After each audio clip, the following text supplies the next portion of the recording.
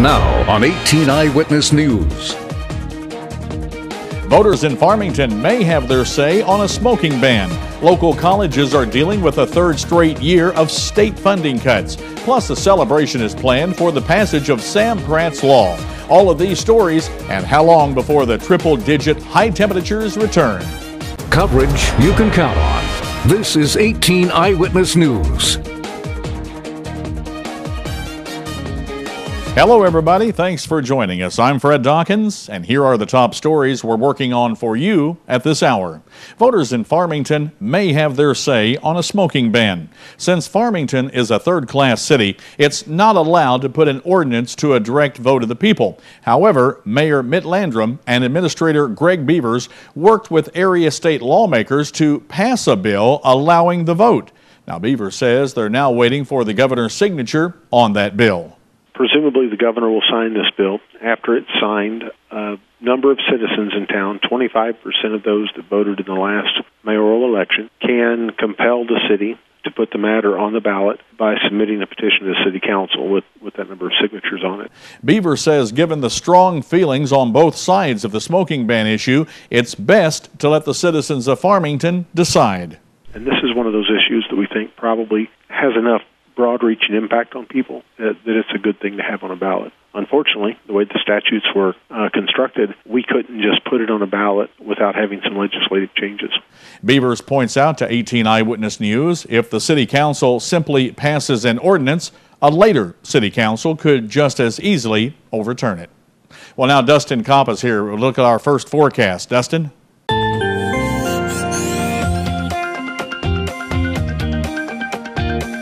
Good evening, Fred. Good evening, everybody. Not too bad out there. It's warm, though, but not as bad as we've seen in the last several days. 90 degrees right now in St. Genevieve, as well as in Festus, 89 in Potosi, 86 right now in Van Buren, 87 right now in Cape Girardeau, and 88 in Piedmont. As we head through the evening hours, partly sunny skies, 85, partly cloudy by 9. We have a temperature around 78 by 9 p.m. and clear skies and 71 by midnight. I'll give you more details on your forecast. A nice change for once. We'll give you all those details coming up later in weather. Mineral Area College is dealing with a third straight year of cuts in state appropriations. President Stephen Kurtz credits the college's Board of Trustees budgeting process and planning, as well as its financial reserves, to weather any potential withholding of state funds. Dr. Kurtz tells 18 Eyewitness News when he first came to MAC more than 10 years ago, the college received more money from the state. Just looking at where we were when I first arrived 11 years ago, we received more money back then than we do today. And if you see, taking about even an inflation component of it, that's a large chunk. We're able to weather the storm. Unfortunately, tuition increases occur as a result. And even look back 11 years ago, it was around $44 a credit hour, and we're in the $90 credit hour for in-district. For the coming school year, MAC increased tuition by $5 per credit hour for in-district students, $7 for out-of-district, and $12 for out-of-state students. Dr. Kurtz points out to 18 Eyewitness News that MAC's tuition is still a value compared to four-year schools. However, the state cuts have had impact on the number of full-time instructors at the college. During the huge enrollment increases that occurred 3 and 4 years ago, that we knew we didn't serve all of our students that came in. Some of the students had to delay courses. Our enrollment's dropping slightly, so there's a little bit of breathing room regarding our capacity, so that's a good thing. But yet, I wish there were some areas that we can hire more full-time instructors. In tomorrow's report, Dr. Kurtz will discuss why he believes the number of students taking courses at MAC has dropped. Three River College's academic resource commons will soon undergo significant renovations.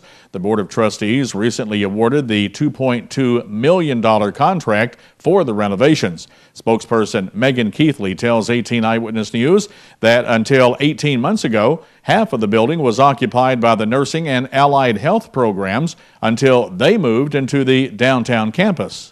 Part of this is a matter of using that unutilized space left over in the Rutland building. And the goal is to make the Academic Resource Commons the centralized hub on campus, a one-stop shop, if you will, for students to go to and meet for all their academic needs.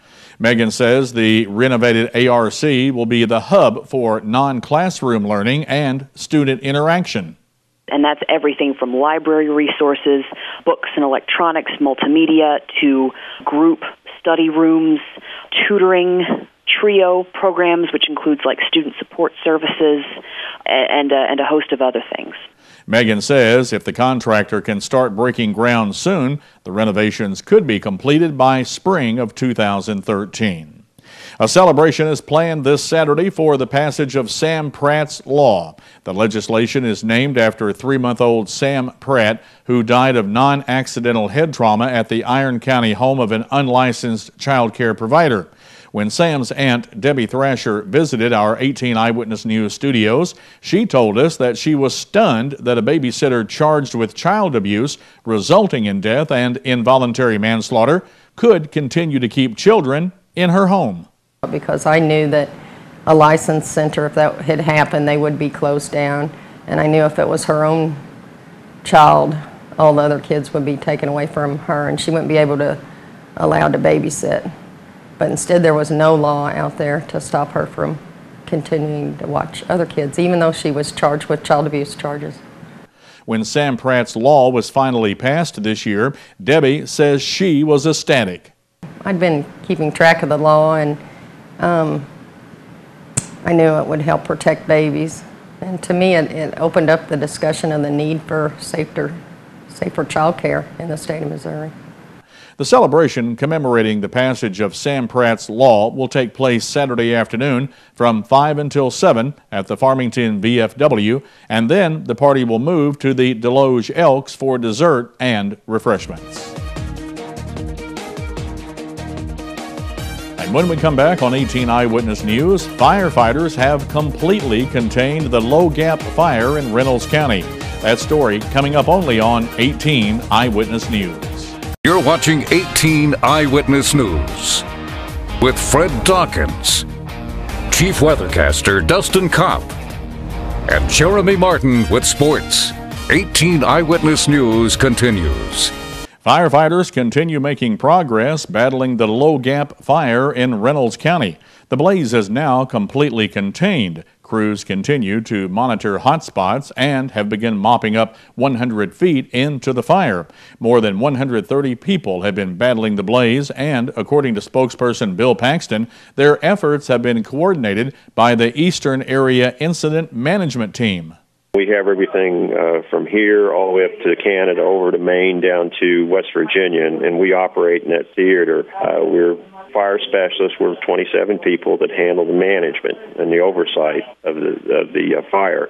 Paxton says the management team takes everything into consideration when fighting a fire. We've got a lot of moving parts in this, but we're keeping everybody hydrated with water and food and sleeping quarters and whatnot. So it's pretty much like a military operation, if you will. We're a Type 2 team, and we do this nationally. We do hurricanes, all hazard response, and large wildfires too. So we can flex on anything to manage it. Paxton says based on more accurate GPS mapping, the size of the fire has been reduced now to 93 acres. Former Carter County Sheriff Tommy Adams will spend the next 10 years in a federal prison. The 32-year-old Adams was sentenced Monday following his guilty plea to felony weapons charges back in April. His former chief deputy, 24-year-old Stephanie Kirby, was sentenced to 5 years behind bars for possession and sale of stolen firearms. As part of his plea, Adams admitted to keeping 18 weapons he found while searching the home of a convicted felon, and then later sold a number of those guns. Last April, Kirby sold one of the firearms to a confidential informant for the Missouri State Highway Patrol. Court records show they both also admitted to using methamphetamine while in uniform and on duty. Adams is still awaiting trial on state charges alleging that he distributed methamphetamine and cocaine. A ceremony dedicating exit 143 on Interstate 55 in honor of Sergeant Michael Beckerman is set for July 28th in St. Genevieve. Beckerman, a St. Genevieve native, was with the 2nd Brigade Combat Team of the 101st Airborne Division when he was killed on December 31st, 2010 from injuries sustained when an improvised explosive device detonated near his patrol in Afghanistan. Sergeant Beckerman was a highly decorated soldier, earning the Bronze Star Medal, the Purple Heart, and 2 Army Commendation Medals, among others. The Ozora exit will be named the Sergeant Michael J. Beckerman Interchange under the Heroes Ways Interstate Interchange program. And still to come on 18 Eyewitness News, we'll tell you why ditching dairy may not be a good idea for those who are lactose intolerant. That's coming up next in today's Your Health. More nice weather for summertime is on the way. Details coming up next in weather. Now, here's your Storm Tracker 18 weather forecast with Chief Weathercaster Dustin Kopp.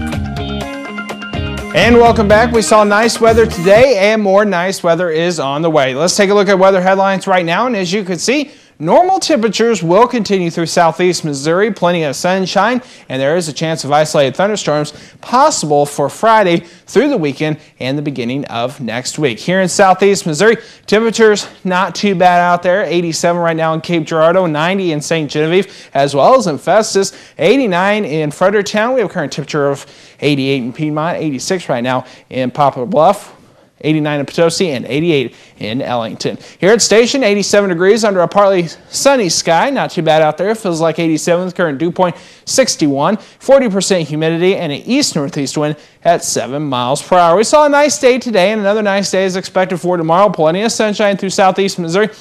Maybe the Boot Hill maybe see a chance of a shower, but otherwise partly sunny skies for tomorrow.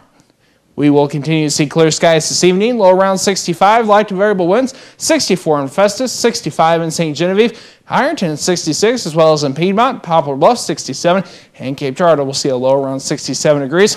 Mostly sunny skies for the most part, maybe partly sunny skies for the southern portions of our viewing area. 90 degrees here in Farmington, 92 in Festus, 91 in Potosi, 91 in Van Buren, and 92 in Piedmont. The next several days are looking like this through southeast Missouri. Plenty of sunshine on Thursday, partly sunny skies, high of 89, low 66. We're around normal for this time of year. Showers and thunderstorms start to develop possibly on Friday through Saturday, Sunday, and Monday. Off and on showers and thunderstorms, otherwise partly sunny skies. Near 90 degrees for your daytime highs, temperatures near 70 for your daytime lows, and then on Tuesday, partly sunny skies with a low around 93. Another look at our weekend forecast here in southeast Missouri. 91 with a chance of an isolated thunderstorm on Saturday, low of 69. 91 for your daytime high on Sunday with another chance of isolated thunderstorms. That's check of your Storm Tracker weather forecast. More details to look at froggy96online.com. Just click on the weather tab. Fred, back to you.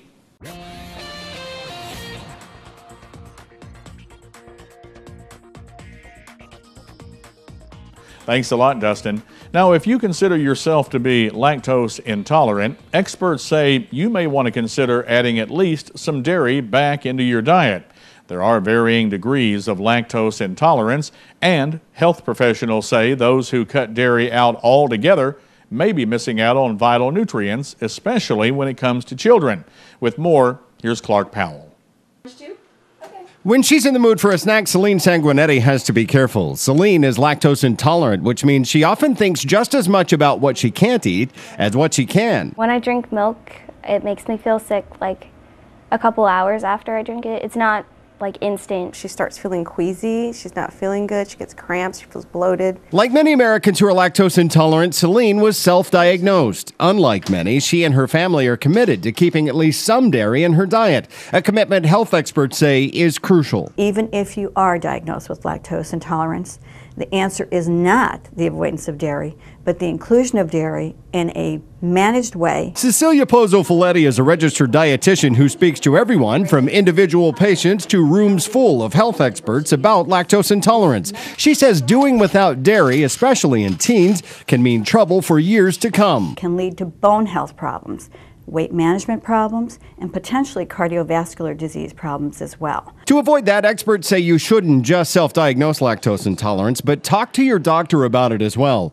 There is a simple breath test that can determine the severity of your condition. And even with symptoms, most patients can tolerate things like hard cheeses and yogurts with live active cultures. And there is also a burgeoning market of lactose-free foods. But doing without dairy isn't doing your body any favors. Dairy is a powerhouse of nutrients. We know that.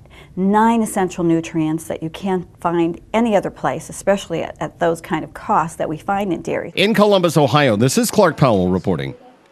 It's estimated there may be 30 million or more Americans who are lactose intolerant, though it's hard to know because many are self-diagnosed.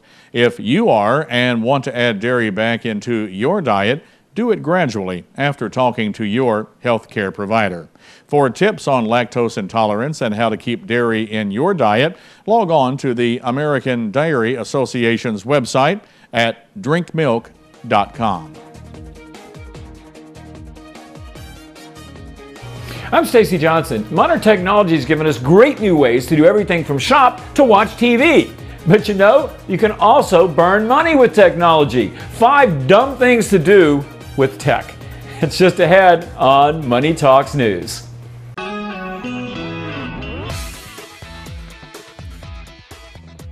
Computers, software, and the internet. Great tools to shop, communicate, stay organized, and save money.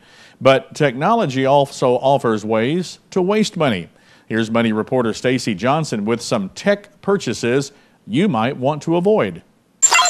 Where would we be without technology? From communicating via email to finding the best deal on food, it certainly makes life easier. But technology also offers ways to waste money, from paying too much for stuff you need to buying stuff you don't. Here are 5 examples. There are commercials both online and on TV for paid services that speed up your PC by removing accumulated junk. Well, there are plenty of free downloads out there that will do the same thing, not to mention simple things you can do yourself. Don't know how? Search it! There's tons of free advice out there. And while we're on the subject of both commercials and things you could do yourself free, how about finding long-lost friends? If you want to find old friends, don't pay some site a subscription fee. Use a search engine or Facebook. Now here's a good one. You buy software online and then they want to charge you an extra $9.95 to get that software on CD as well as on a download. Well, that's dumb. You can download the software, burn your own CD, and save yourself $10. Next, extended warranties. These are just too expensive. Better idea? See if your credit card offers a protection plan or just take your chances. And finally, we have ringtones. True, only a couple of bucks, but choose the wrong song and you're paying for the hatred of everyone around you. Bottom line, there's nothing better than technology, but it sure offers an opportunity to waste some money. Shop smart and keep your dough where it belongs, in your pocket. Want to see more ways we all waste cash? They're waiting for you right here at MoneyTalksNews.com. I'm Stacey Johnson. As Stacey said, he's got more information and links at his website. To get there, just go to MoneyTalksNews.com. And coming up in sports, 4 Cardinals get one more chance to play for Tony La Russa tonight. The 2 best position players in Cardinals farm system play in the All-Star Futures game, and a Mizzou backup quarterback transfers to Missouri State. These stories and more coming up in sports on 18 Eyewitness News. This is Sports Zone, only on 18 Eyewitness News, with Jeremy Martin. When Tony La Russa abruptly retired last year, those who played for him did not have a chance to properly say goodbye. Well, when Matt Holliday, Rafael Furcal, Lance Lynn, and David Freese play in Kansas City tonight, they not only have the honor of being All-Stars, but also have the chance to play for La Russa one more time. Freese told reporters, quote, "It is borderline perfect," end quote. Lance Lynn concurred, quote, "He's the one who brought me into the major leagues, and to have the opportunity to play for him in my first All-Star game, it's a good feeling," end quote. St. Louis's 5 All-Stars, a group that also includes Carlos Beltran, the only one never to play for La Russa, are also looking forward to the reunion of the coaching staff. All 6 coaches from La Russa's 2011 club will be a part of tonight's All-Star game.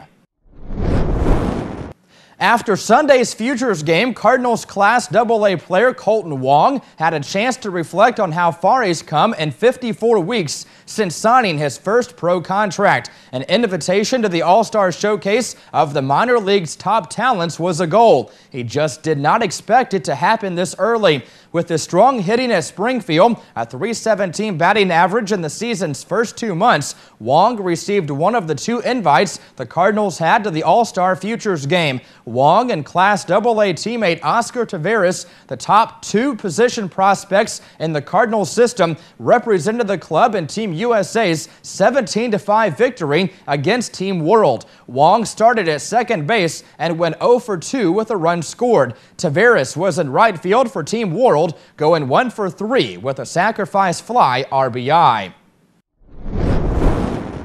While that top 4 defensive man still eludes the Blues, the team continues to build depth, especially on the blue line. The club has signed forward Andrew Murray to a 1-year, 2-way contract. The 30-year-old Murray dressed in 39 games for the San Jose Sharks last season. Overall, the 6'2", 218-pound forward has appeared in 5 National Hockey League seasons, totaling 40 points and 36 penalty minutes between San Jose and the Columbus Blue Jackets. The 2-way contract allows the Blues to start Murray in Peoria and then call him up to St. Louis when needed.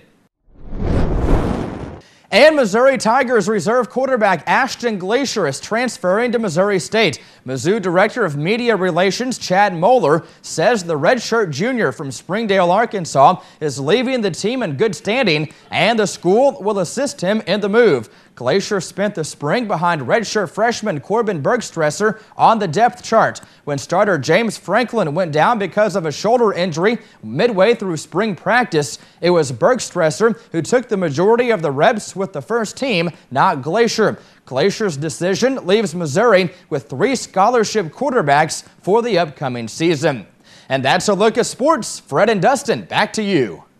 Finally, the wildfires are contained in Reynolds County and the other areas that we had some hot spots in. Speaking of hot spots, are we going to have any with the weather? You know what, Fred? The weather is finally back to normal. We saw above normal temperatures for the last several days, and finally we're like, oh, 90-degree weather. It's nice out there. We walked out earlier today, and it was like, oh, this is nice. Yeah. Let's take a look at that 7-day forecast. And as you can see, Wednesday, not too bad. Temperature around 90 degrees, mostly sunny skies. Partly sunny on Thursday with a high of 89. And then we're going to get to the point where we're going to start seeing some pop-up thunderstorms. Friday, Saturday, Sunday, and Monday. Otherwise, partly sunny. Temperatures around 90, 91, 92 degrees for the most part. And then on Tuesday of next week, mostly sunny to partly sunny skies, high of 93. Doesn't sound too bad. Not bad at all. Not bad at all for this time of the year. And you know what? We need the rain. So absolutely. Someone was talking to me this morning, and they said, boy, I hope it don't rain anymore. I said, anymore? I said, we didn't get enough. So yeah, we're very far behind. Yeah, we do need some more moisture. Thanks for watching. We'll see you tonight at 10 o'clock with more. Until then, have a blessed evening, and God bless everybody. Have a good evening, everybody. Newswatch is next. We'll see you tonight at 10. Do you see news happening in your neighborhood? Email us at news@kdkz.tv.